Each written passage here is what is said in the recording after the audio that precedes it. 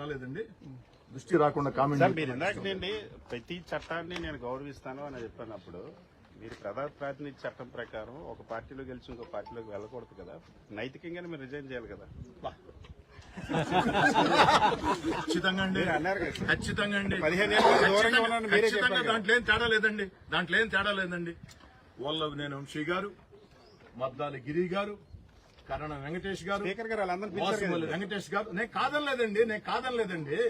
మీరు అన్నారు కదా కరణం వెంకటేష్ గారు, కరణం బలరాం గారు, 4 శాసనసభ్యులు. ఎట్లండి మనం చేస్తే మాత్రం అది పవిత్రం. ఒక నిమిషం తల్లి, అవతల వాళ్ళు చేస్తే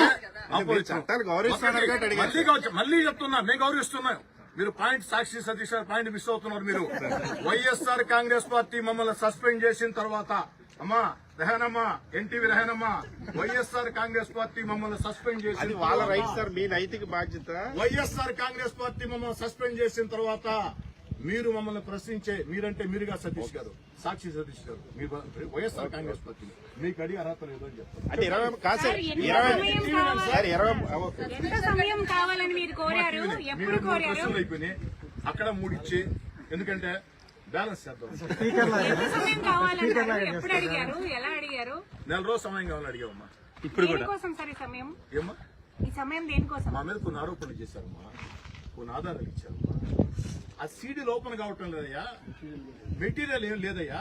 ఇప్పుడు మీ సమక్షంలో ఒరిజినల్ సీడీలు ఇవ్వండి, బయటికి వెళ్లి కావాలంటే ప్రశ్న ఉందా పిలుద్దాము, టీవీ పెడదాము, సీడీ ఓపెన్ చేద్దాము అని కూడా చెప్పామమ్మా, ఇంతకంటే పద్ధతైన మనుషులు, ఇంతకంటే పద్ధతిగా ఉండే ఎమ్మెల్యేలు ఏడుంటారు తల్లి.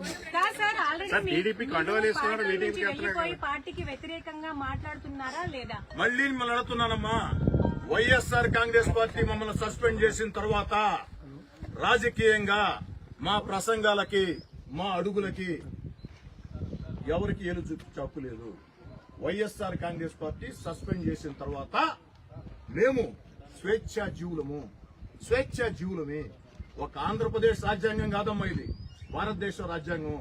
భారతదేశంలో చాలా పార్టీలు ఉన్నాయి, చాలా ప్రభుత్వాలు ఉన్నాయి, చాలా ప్రతిపక్షాలు ఉన్నాయి. అటు మళ్లీ చెప్తున్నాం మీకు, వైఎస్ఆర్ కాంగ్రెస్ పార్టీ సస్పెండ్ చేసిన తర్వాత మేము ఎలా అడుగులు వెయ్యాలా మాకు మీరు చెప్పాల్సిన అవసరం లేదు. మీరంటే మీరు కాదమ్మా.